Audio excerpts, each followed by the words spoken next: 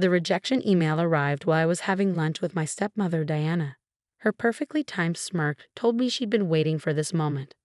"Oh dear," she said, dabbing her lips with an expensive napkin. "Was that another rejection?" "That's the third company this week, isn't it?" I kept my face neutral as I read the email. The same polite phrasing I'd seen dozen times now. "While your qualifications are impressive, we decided to pursue other candidates." "Fifth company, actually," I corrected her, putting my phone away. "But who's counting?" My name is Olivia Chin, and at 28, I was watching my stepmother systematically destroy everything my father had spent his life building, including my career. Diana's smile widened. "You know, if you just accepted my offer to work at Chen Industries in a suitable position, none of this would be necessary." By suitable position, she meant a meaningless role where she could keep me under her thumb. After my father's death 6 months ago, Diana had made it clear that while she'd inherited control of the company, she expected me to know my place. "I prefer to earn my positions," I said, taking a sip of water. "But then we have different views on that, don't we?" Her eyes narrowed. Diana had been my father's secretary before becoming his second wife 3 years ago. The ink on their marriage certificate had barely dried before his mysterious heart attack. "Careful, Olivia," she warned, her voice honey-sweet but her eyes cold. "That sharp tongue of yours is exactly why you can't find work. No one wants to hire someone with attitude problems." She wasn't even trying to hide it anymore. Diana had spent the last 6 months using my father's connections to blacklist me from every major company in the finance industry. Her message was clear: submit to her authority at Chen Industries or watch my career disappear. What Diana didn't know was that I'd seen this coming. My father, Christopher Chen, hadn't built one of the most successful investment firms in the city by being naive. He taught me everything he knew, including how to prepare for betrayal. "You're probably right," I said, standing up. "Thank you for lunch, Diana. Always illuminating." As I walked out of the restaurant, I could feel her satisfaction radiating behind me. She thought she had me cornered, desperate. Just another trust fund kid who'd never learned to survive without daddy's money and connections. But my father had taught me so much more than she knew. I caught a cab to the small apartment I now called home. A far cry from the penthouse where I'd grown up, but it served its purpose. Diana thought she'd humiliated me by freezing my accounts and forcing me to downsize.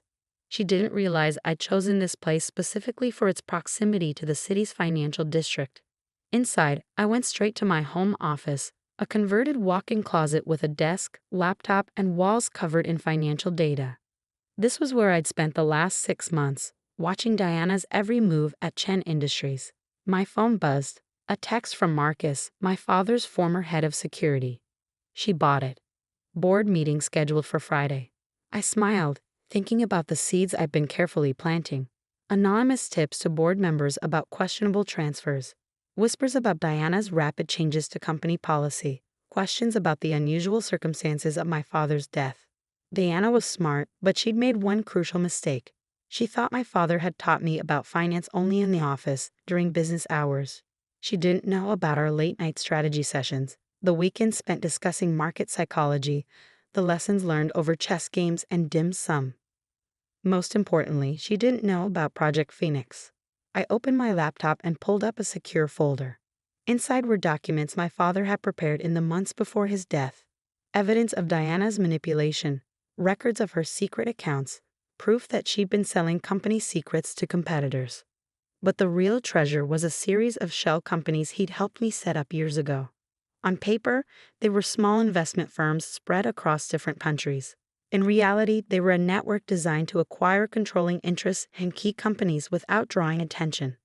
For 6 months, while Diana was busy blocking my obvious moves, these companies had been quietly buying up shares in Chen Industries' major clients and partners. Each purchase was small enough to fly under the radar. But together, a knock at my door interrupted my thoughts. I quickly closed the laptop and checked the security camera I'd installed, a habit my father had instilled in me. It was Sarah, my best friend and the only person besides Marcus who knew what I was really doing. "Please tell me you're not still eating instant ramen," she said as she walked in, holding up bags of takeout. "You can't overthrow an evil stepmother on cup noodles alone." I laughed, realizing I'd barely eaten at my lunch with Diana. My evil stepmother actually bought me a lovely lunch today. She wanted to gloat about her latest success in ruining my life. Sarah set out containers of Chinese food. From my father's favorite restaurant, I noticed with a pang. How many companies is it now?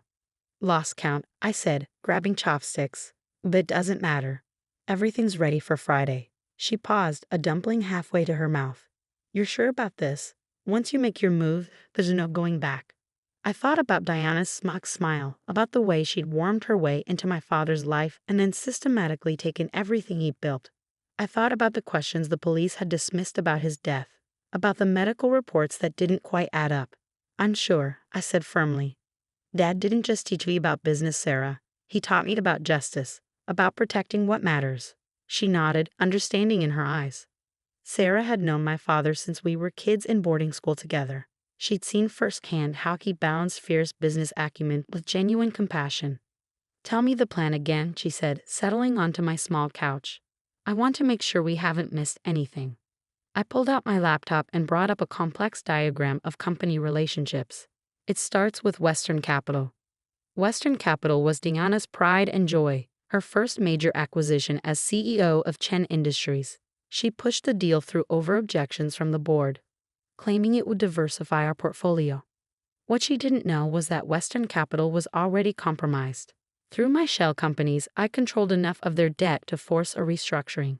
When I called in those debts on Friday, it would start a domino effect that would ripple through all of Diana's recent acquisitions. The board meeting is at 10 a.m., I explained. Diana will be presenting her grand vision for the company's future. But at 9:45, the first reports of Western Capital's financial irregularities will hit the news. Sarah whistled low. And you're sure about your timing? I nodded. Marcus has everything set up. When Diana tries to deny the problems, he'll accidentally project proof of her own involvement on the boardroom screen. Every questionable deal, every secret payment, every connection to Western Capital's troubles. And then, I said, pulling up another document, the board learns about my shell companies, about how they own not just Western Capital's debt, but controlling interests in half of Diana's pet projects.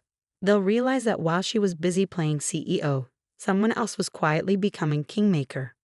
Sarah was quiet for a moment, processing. Your dad would be proud, not just of the plan, but of how you've handled everything. I felt tears prick at my eyes but blinked them away. Now wasn't the time for emotions.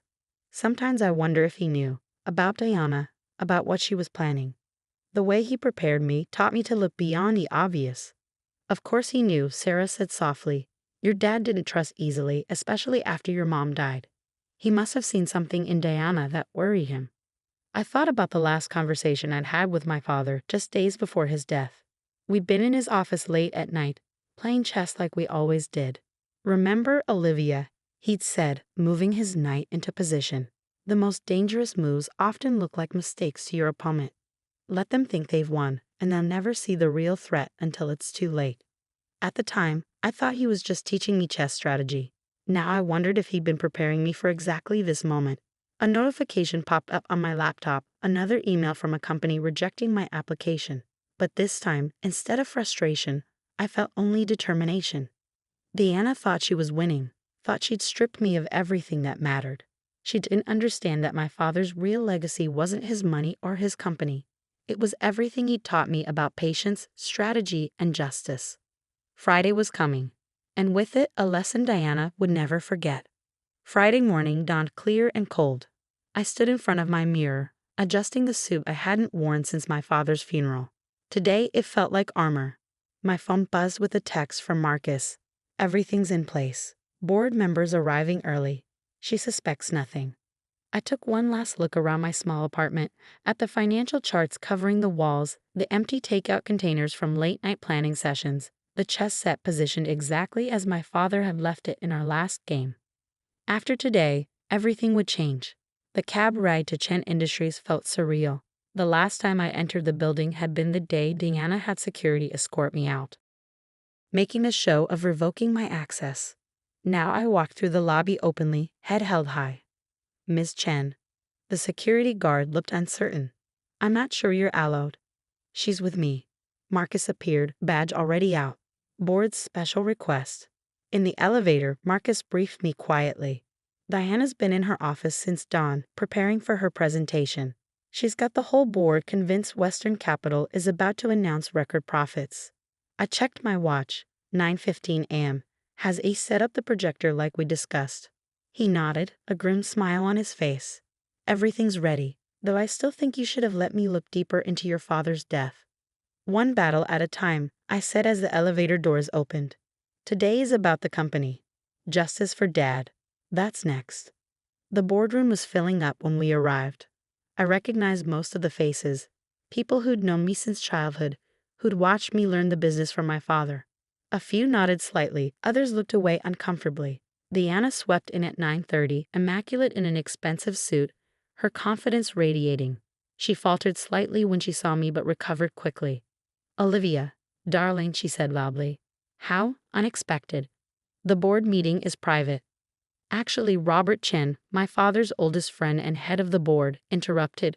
"We invited Olivia. Given the concerns raised about recent company decisions, we felt it appropriate to have all Chen family members present." Diana's smile tightened almost imperceptibly. Of course, though I wasn't aware Olivia had any remaining connection to the company. "Blood is blood," Robert said firmly. "Please begin your presentation."